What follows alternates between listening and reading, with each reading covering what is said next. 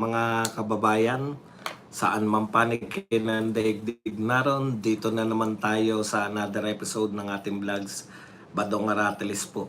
Pag-uusapan natin, ito po, no, yung dalawa pong politiko na nagpapapogi.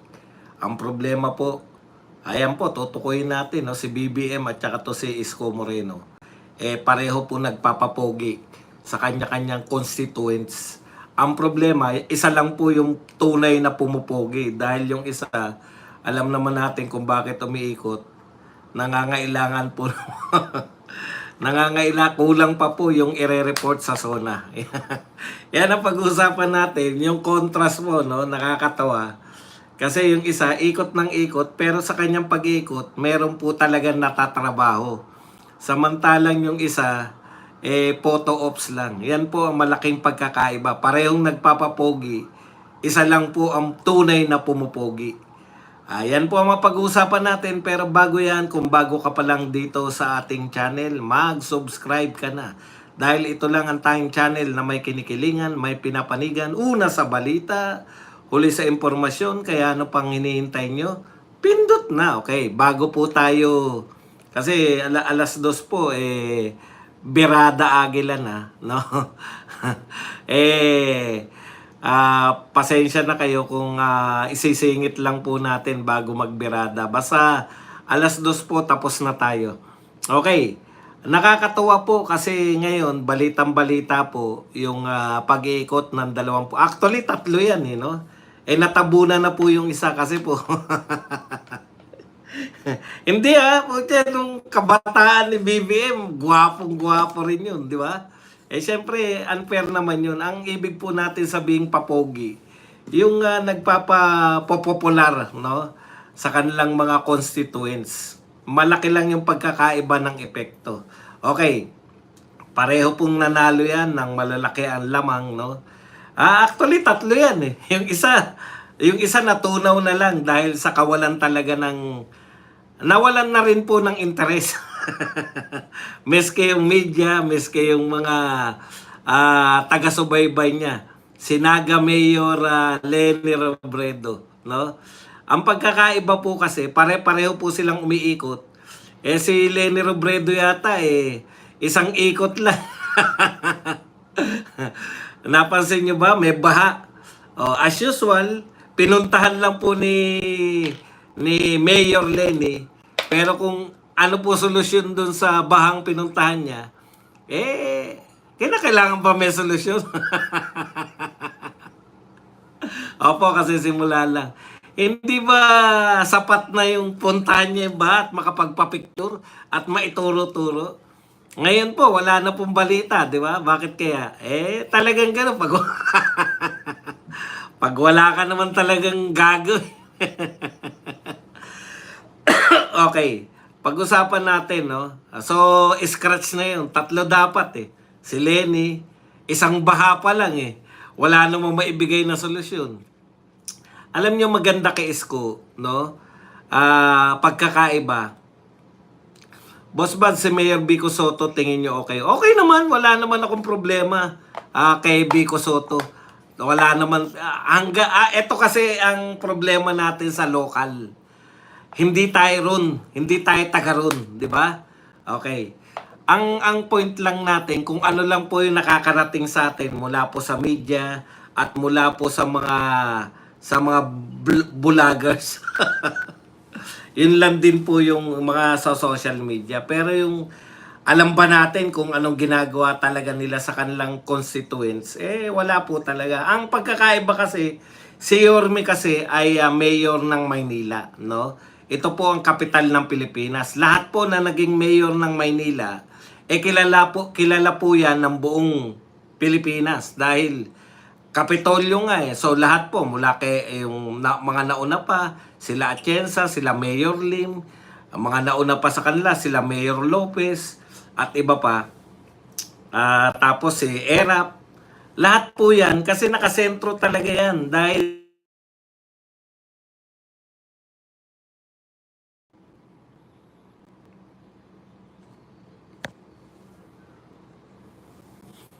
okay. One lang po, one. Mag-one lang po kayo kung nariyan na ako. Pasensya na kayo.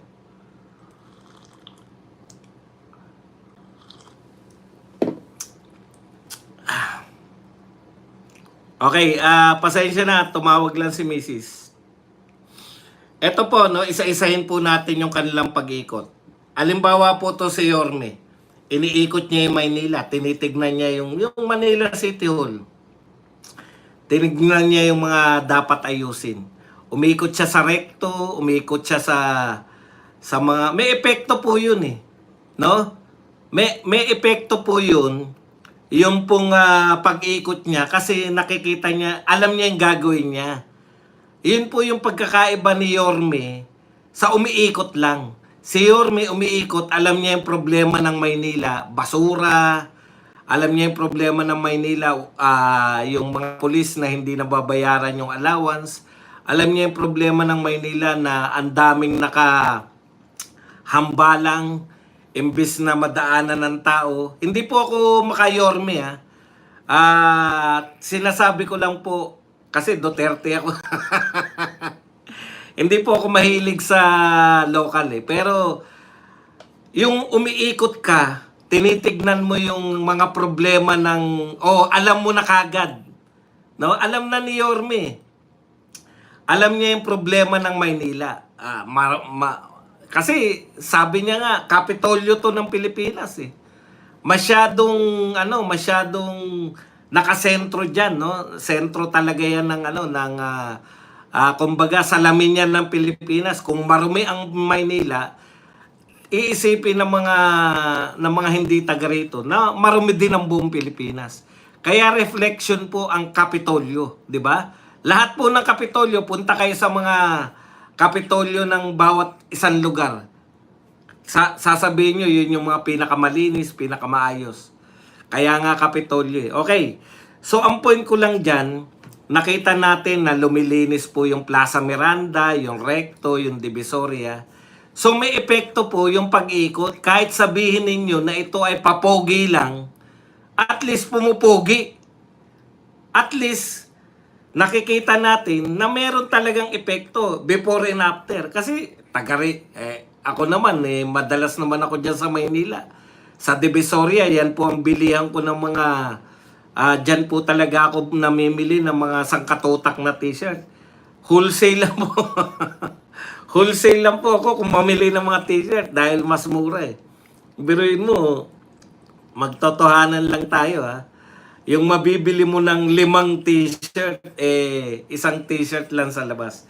Anyways, ano-ano pa. Katulad ngayon, nasa Manila City Hall naman siya. Tinitignan niya yung yung mga nasisira ng mga lumang building. Okay. Ano pa yung mga nakita natin na pinuntahan ni Yorme. Yun nga po, yung Plaza Miranda, nakita natin na nawala yung ang dami pong doon eh. Halos hindi mo po makita na plaza eh. Di ba alam po natin kahit saan man kayo sa Pilipinas, pag sinabing plaza, open space yan, di ba? Open space dapat po yan. Kung kayo po'y nagagawin sa Quiapo, dapat yan open space. Kitang-kita niyo yung Quiapo mula sa Plaza Miranda. May plaza sa harap ng Quiapo Church. Pero sa mga dati, nung before si Yorme, wala ka pong makitang plaza dyan. Lahat po yan, panay tindahan ng kung ano nung sari-sari. Di ba? Sari-saring paninda. Pero syempre, mura yung paninda dyan. Nakakabili ko ng paninda. Ngayon po, nakita ko, wala na pong nagtitinda sa gitna ng Plaza Miranda. Nakakatuwa po kasi yun, yung nasanay ka na nakikita mo yung lugar na medyo napakarumi naman, biglang luminis. Yan po ang hindi kayang tanggapin ng mga dilawan. Kaya yung Dolomite, galit na galit sila sa Dolomite. Simbolo kasi yung Dolomite na dating basurahan na naging maayos, no? Tapos yung ina-announce na may utang tayo sa ganyan, malaki yung pagkakautang nila, no? Tapos gagawan niya ng paraan para mabayaran yung mga kapulisan. Yung mga ganong aksyon. At ang pagkakaiba pa po, unang mga araw to ni Yorme. Kumbaga, July 4 ngayon eh. Ika-4 na araw pa lang niya. No? Ika-4 na araw pa lang ni Yorme, mayroon na kagad, pumupogi na kagad yung Maynila. Yun po yung pag-iikot, yun po yung pagpapapogi na nakakatuwa. Sa isang banda, meron din pong very busy ngayon. Very busy po ang ating Pangulo ng Pilipinas, no? Minsan naroon po siya sa sinisinghot niya po yung tinitingnan siguro kung good items. Hindi ba sinisinghot yun? Ini-inspection ng malapitan, literal.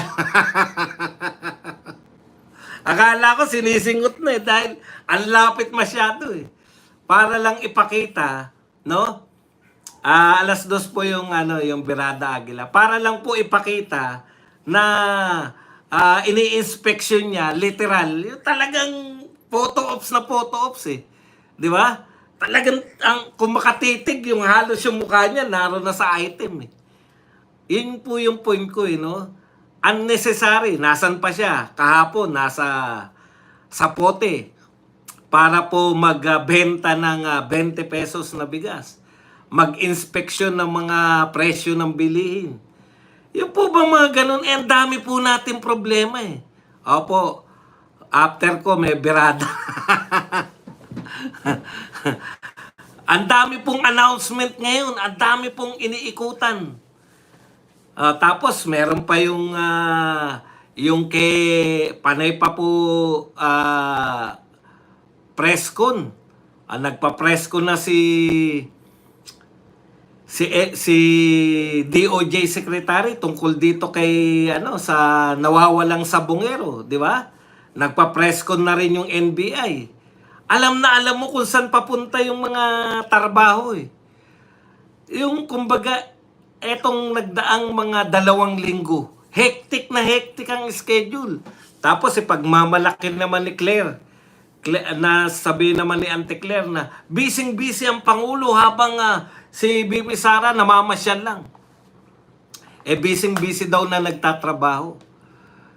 Hindi ko po maisip na trabaho na pala yung magbenta ng 20 pesos na bigas. Alam niyo po sa totoo lang, kasabay po niyan, no? Ito po, talakayin po natin ito.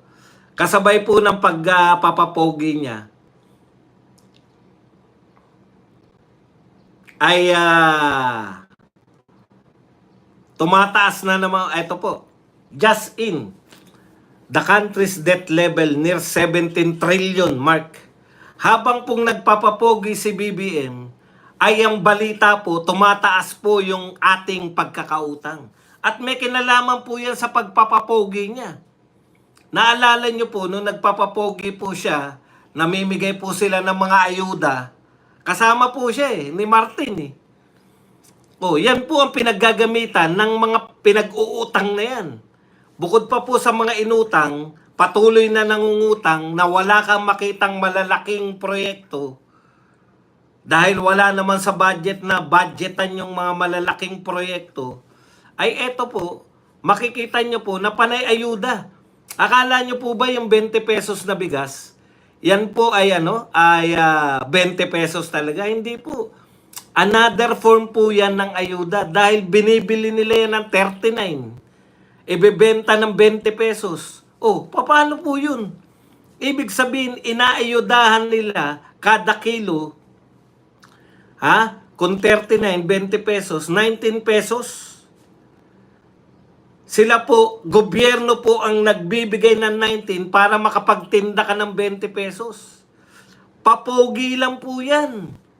Yan po ang mga proyektong ayuda. At pondo po yan ng taong bayan na inuutang ngayon 17 trillion na.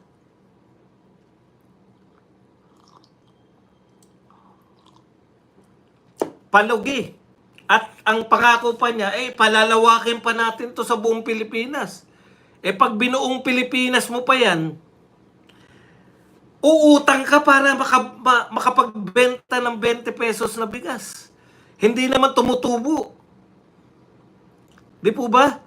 Ano po yung mga tumutubong inuutang? Yung ginawa po ni Tatay Digong. Nasa right track si Tatay Digong. Bakit kamo? Wala po akong pakialam kung sasabihin yung kurakot si Yorme. Patunayan nyo yan. Ang sa akin lang, nakikita ko na umiikot si Yorme, lumilinis yung kamay nilaan. Ngayon, kung sasabihin nyo na marumi, hindi ko po, kaya nga sinasabi ko sa inyo kung kayo, meron kayong sinasabi nyo na kurakot, di patunayan nyo po. Bakit po binoboto ng tao? Yun lang po yun eh. Okay, balikan lang natin tapos na tayo kay Yorme. Sa akin lang, umiikot siya, lumilinis ba? Umiikot siya, natatanggal ba yung mga basura? Umiikot siya, meron bang epekto? Si Lenny nagtangkang umiikot eh. May baha. Baha. Wow, baha. Kulang na lang sabihin. Wow, baha. Dati pa rin eh. Di ba? Pero wala po tayong pakialam dun. Ibig ko sabihin, dalawa po yung visible. Kasi bakit visible? May mga coverage ng media eh. Si Lenny yata, kinasawaan ng i-coverage eh. Wala ka naman kasing may babalita. Okay na yan. Kung ayaw nyo pong tanggapin na malinis po ang Maynila kaysa dati, labas lang po kayo ng picture na marumi pa rin ang Maynila. Kinukontra nyo, sabi ko, nakikita natin lumilinis. Ang linis ng Plaza Miranda. Ngayon, kung sa tingin nyo, hindi pa rin malinis ang Plaza Miranda, tapatan nyo po. Ito po talaga yung ano. Ito po talaga yung itsura ng Plaza Miranda. Hindi totoo yung pinalalabas nila Yorme. Ang dali lang po. Hindi po ako makayorme. No? Hindi po ako makayorme.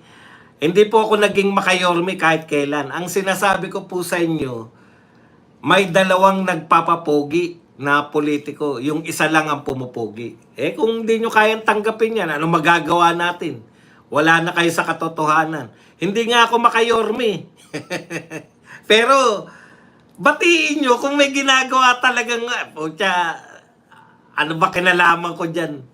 Okay, balik na po tayo rito. Balik lang tayo dito sa kay BBM. Ano-ano ba yung mga pinaggagawa ni BBM? 'Di ba? Yung mga nakailang yang papugi sa war on drugs na yan. Alam natin yan. Pustahan tayo, hindi mawawala yan. No?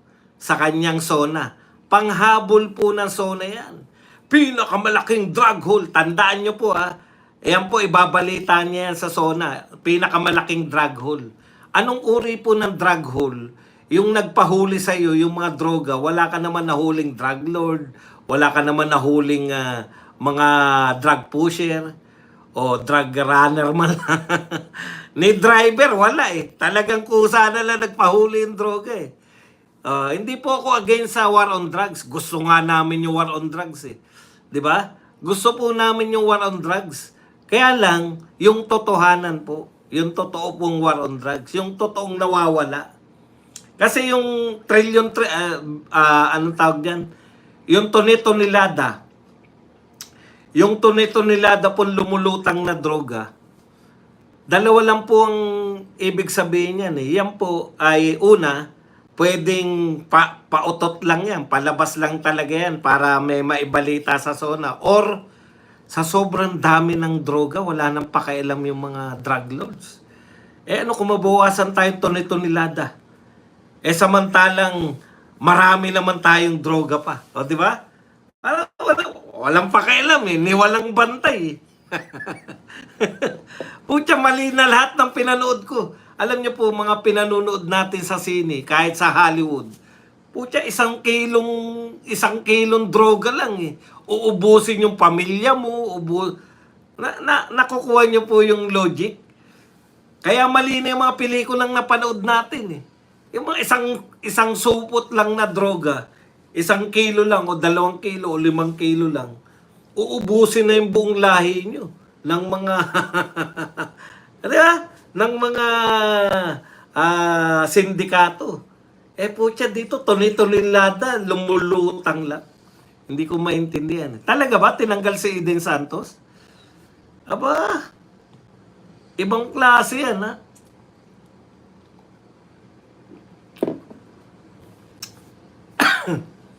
Walang nahuhuli.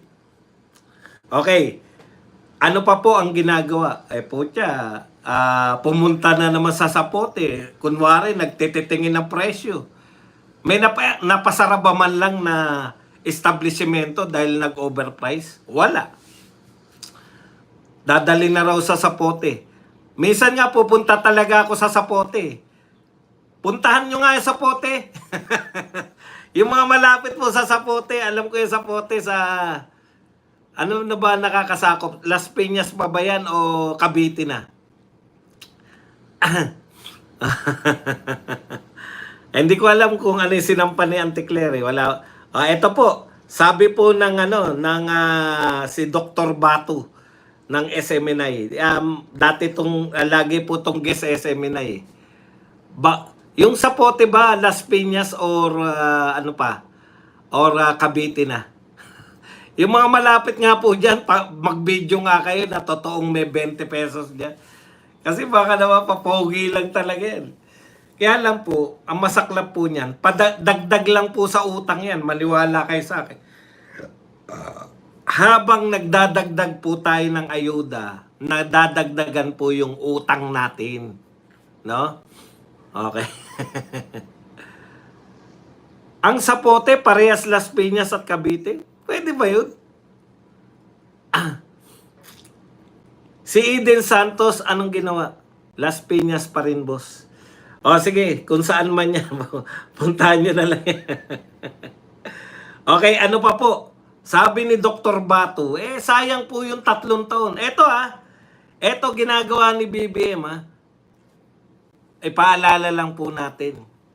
Alam nyo po, akala ko nung una talagang seryoso siya sa 20 pesos. Bakit? Kasi boundary. Okay. Okay, nakuha ko na. Siguro boundary, no? May parte ng Cavite, may parte ng Las Piñas. Balik na tayo rito. Sabi ni Dr. Batu, hindi mo pinunduhan Wala kang ginawa. Maski siya nga yung Department of Agriculture, di ba? Wala ka namang ginawang matitinong infrastructure dyan. Nasayang lang yung 3 taon ng pamumuno ni BBM. Magugulat po kayo, ang pagkakaiba po ni Yorme at saka ni BBM, si Yorme may epekto agad Sabihin nyo na linis-linis lang yan. Yun nga ang gusto natin, maging malinis man lang. Kung wala ka na rin lang magawa, sana man lang luminis man. Luminis man lang yung Pilipinas. Putya. Kasi po yung mga priority, tama naman, no? Bahain ng Pilipinas. Tama naman na magbigay ka ng pondo sa flood control. Ang problema, wala pong makitang flood control projects talaga na matino Di ba? Trilyon na po. Trilyon na. Tapos tutuloy mo pa rin yung programa, talagang malaki pong problema yan. Wala pong nag-iimbestiga. Narinig nyo na po bang sangkatutak po? Alam nyo sa totoo sangkatutak po yung investigasyon sa mga vlogger. Sangkatutak na po yung kaso ng mga vlogger. Tanong ko po sa inyo, ano po ang dinulot na problema ng mga vlogger sa Pilipinas? Ano ba mga pangunahing problema ng Pilipinas? Kahirapan. Ang nagdulot po ba niya mga vlogger? Baha. Magbigay po kayo ng instance ng mga vlogger po ang naging dahilan yan. No? Corruption. Pucha, naging corrupt ba? Alam niyo mga kapatid, yan yung problema natin Mayroon tayong mga problema. Ang ginagawa nating panlutas, malayo. May problema tayo sa kahirapan, may problema tayo sa taas ng presyo, may problema tayo sa dumadami ang utang natin, may problema tayo sa baha, pagtugon sa baha. Ano po ang kalutasan natin? Isisi sa mga Duterte. May baha din naman ng mga Duterte. May droga. May droga pa. May droga, hindi naman natapos ni Duterte yung droga. Ang dami namatay pero hindi natapos. Alam niyo sa totoo lang, ang ganda ng pinagsimulan ni BBM Nagsimula si BBM, konti lang na lang po yung mga ang dami pong nabawas na adik. Si Duterte po nagsimula, sangkatutak po yung adik. Nagtokhang po siya, milyon po ang binagong buhay ni Tatay Digong. Si BBM po, minana niya na nagbagong buhay na yung mga tao, konti na lang, 6 na taon na walang naging bagong adik. Meron ka bang pruweba na walang naging bagong adik, Badong? Opo. Ano pruweba ko? Common sense. Kung ikaw matino ka, halimbawa matino ka ng panahon ni Pinoy, hindi ka adik nung panahon ni Pinoy, nabalita mo, tinutumba ni Duterte mga adik ha? Natutumba yung mga adik Mag-adik kaya ako. Matino ako nung panahon ni Pinoy. Susubukan kong mag-adik ngayon. Nag-adik ka. Panahon ni Duterte. Pero matino ka nung panahon ni Pinoy. Kalokohan, di ba? Yun po yung minana ni BBM Umunti na yung adik. Sabi nyo nga, sa ulat nyo nga, 30,000 yung namatay. Pero yun mo yun, 30,000. Sundin na natin yung mga pinagsasabi nyo. Oops.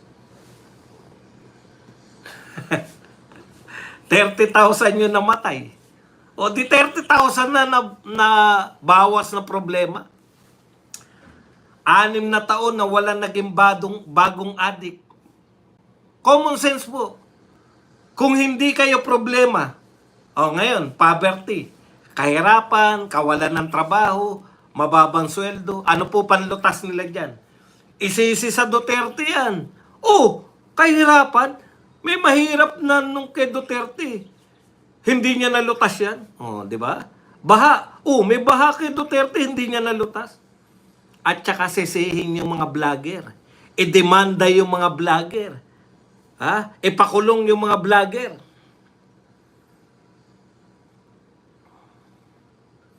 Yan yung sinasabi natin, hindi kayo tumutugon. Ang nakakatawa pa nito, ito po, the current administration is not doing its best in terms of addressing issues that matters most for economic growth. So nakikita ko ngayon, si Marcos Jr. ay puro papogi lang. Ito po, Dr. Michael Bato. Kulang yung effort niya. Ako nga, nakikita ko, Dr. Bato, pasensya ka na, kukontrain lang kita. Hindi lang po puro papogi.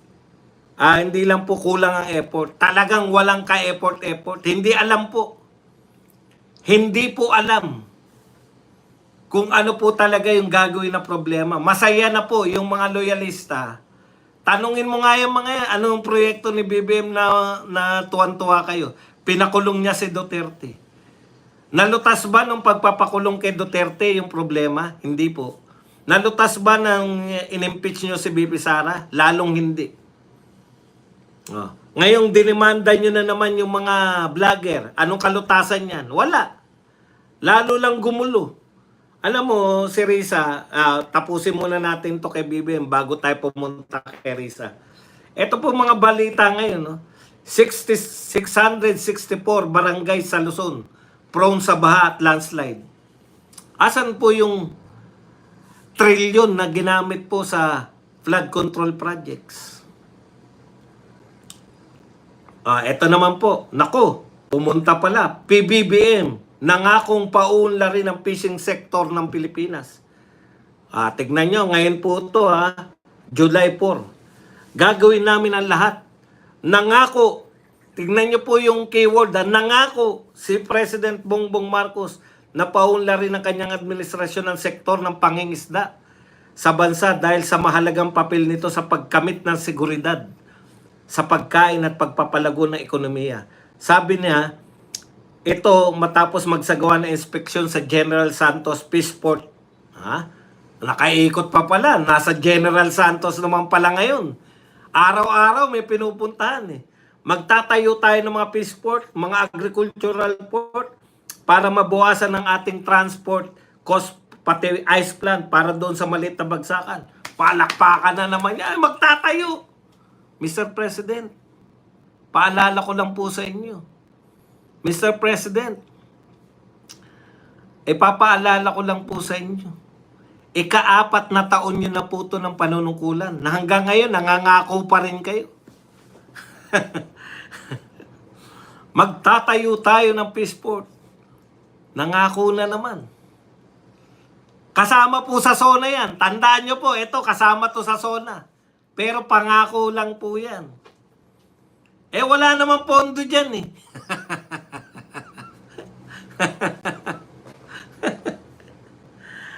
Ang pagkakaiba po ni Yorme at ni BBM, si Yorme po, 4 na araw pa lang na mayor. Si BBM po, ika-4 na taon na niyang presidente. Si Yorme, yung 4 na araw na yun, luminis na kagad yung mga malaking parte ng Maynila. Si BBM, nangangako pa rin. Ika-4 na taon ng presidente. 4th year. Dalawang nagpapapogi, yung isa lang ang pumupogi. Mahal, ano ka muna riyan? Pahinga ka muna riyan. Dinalaw ako ng ano eh. Nakaka kasi panay pangako na naman na magtatayo ng Peaceport.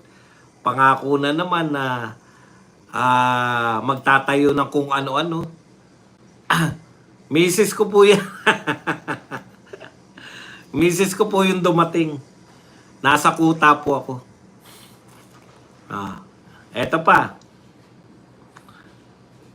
Ayan, yung sinasabi po na pinagmamalaki po na panay trabaho, araw-araw, iba-iba pinupuntahan. Alam niyo po, hindi po trabaho yung photo ops. Hindi po trabaho yung pagpapa-photo ops. Tama po yun. Pwedeng umiikot siya araw-araw ngayon. Iba't iba. Kahapon, nasa Las Piñas. Ngayon, nasa General Santos. Panay pangako. Yung 20 pesos na bigas, nakapo. Saan po kukuha ng pondo yan? Uutangin na naman yan. Alam niyo yun, dapat yung inuutang nyo, dapat may balik po. Katulad po ni Tatay Digong, infrastructure. Kasi infrastructure po, makakapag-attract po yan ng mga foreign investors. Tatambay na naman daw pagkatapos ng SONA. Okay, puntahan naman natin tong isa pang bali-balita, no? Alam nyo to si Risa Ontiveros, tingin ko etong ginagawa niya sa ngayon, ito na po yung political suicide na to ni Ontiveros. Kasi hindi ko po, siguro gusto niyang mapahinga sa atake. Hindi naman po magpapahinga sa kaka-atake, lalo na ngayon. Lalo na ngayon. Sa tingin mo ba yung mga dinimanda mo, pagpapahingahin ka sa ka-atake? Nadadagdagan pa po. Kasi katulad namin, nakikisimpatya po kami sa mga political vloggers. Kasi maski nga si Libayan, hindi naman DDS. Nagtataka takang-taka nga yung kampo ni Libayan eh. Hindi naman siya lang yung hindi DDS doon sa 12. Totoo namang hindi DDS yan. Hindi ko pa nakita na pinuri talaga niya si Duterte na no?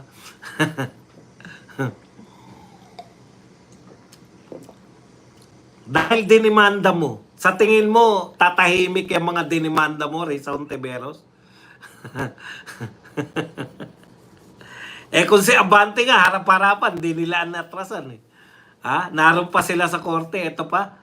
Naroon pa sila sa House of Representatives. Kaya kita mo, kahapon nakikinig ako, ano kaya sabihin nito ni Libayan, siya lang yung hindi DDS na sinampahan na reklamo. Siya lang hindi Duterte supporter. O kita mo ngayon, ikaw palang kinakampihan. Ikaw pala kinakampihan ni Libayan. Binibira niya pala si alias, ano nang pangalan nun? Yung bumabanat sa'yo, yung bumaliktad na whistleblower. Binibira pala ni Libayan.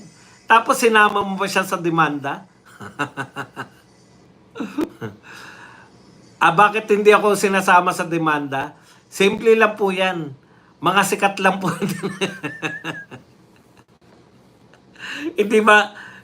Hindi si Totoy po. Tsaka ano yun, sa bungero yun si Totoy. Hindi to.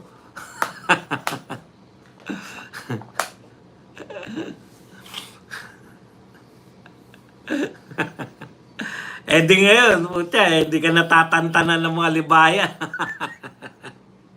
Ungas din eh. Alam mo, sa totoo po, ito talaga si Risa Ontiveros. Maling-mali yung ginawa ninyo, no? Maling-mali yung ginawa mo na pagrereklamo. Samantalang ikaw yung nagparada kay Rene na credible, pahiyang-pahiya po kasi siya. No? Pahiyang-pahiya po kasi siya. Kasi kung susundan po natin yung doktrina, doktrina yung ginawa po nila kay De Lima, na nung nagbaliktaran po yung mga witness, nawala na po ng kaso si De Lima. Napakalaki po ng posibilidad, no? Napakalaki po ng posibilidad na mapawalang sala po si Pastor Apollo Kibuloy. Kasi siya yung numero uno, siya yung witness na nakamaskara eh. Hindi pinapakita yung mukha, ibig sabihin siya yung pinaka main witness neto ni Risa Ontiveros. Actually,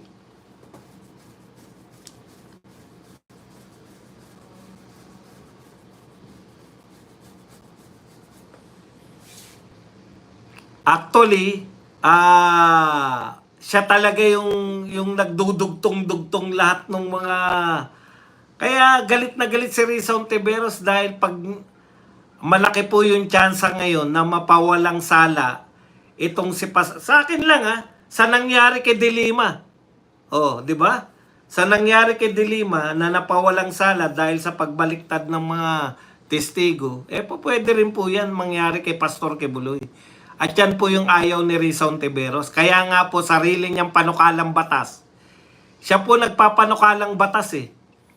Sarili niyang panukalang batas na wag nang i-decriminalize na. Wag na pong maging criminal yung cyber libel o libel law. Ay siya rin po yung unang lumalabag. Biruin mo, pag-aksaya po ng pera ng taong bayan yung ginagawa ni Risa Ontiveros. Napaka-importante mo. Masyado kang pa-importante. Alam niyo po kung bakit? Yung NBI po, ang dami pong kasong dapat malutas. 'Di ba? Ngayon, ang announcement po nila yung sa Sabongero. Gaano ka-spoil tong Risa Ontiveros? Pinaiimbestigahan niya yung mga vlogger. Kung ako naman sa NBI, nagsasampa kayo na reklamo, hindi nyo pala alam kung ano yung kasalanan. Biruin mo, simple lang po, di ba pag nagsampa ka ng cyber libel, ano ang sinabi ng vlogger na yan na nakasira sa pagkatao mo? Paano ka siniraan? Alam nyo po, marami na po yung mga, eto po kasi walang malinaw eh. Wala pong malinaw bakit niya sinampahan ng kaso. Di po ba? Kaya ako siniraan niya kasi sinabi niya sa akin na ako ganun.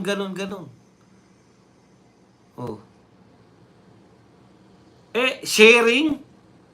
Ang sinabi niya ron parang nagpapakalat ng maling Ito po ang desisyon ng Supreme Court noong pang 2014. Sharing, liking, or not are not cyber libel. Meron na pong desisyon ng Supreme Court noong pang 2014 dahil hindi mo na po maiiwasan yan eh. Nagustuhan mo yung article. Nagustuhan mo, shinare mo dahil likas sa atin na lahat ng tao likas yung pagiging chismoso, chismosa. Aba, grabe pala to si Rizon Tiveros. Shiner mo ngayon. Hindi, wala namang kinalaman. Alibawa ako, wala namang kinalaman. Hindi lang ako marunong mag-share. Wala namang kinalaman yung nag-share dun sa sinasabi ng tao. Shiner niya lang. Ang malaki na kasalanan. Ni hindi ka siniraan. Oh.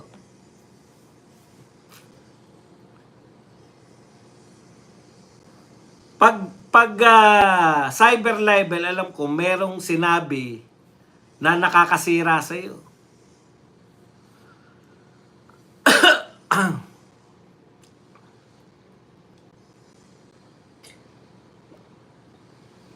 Yan lang po ang ating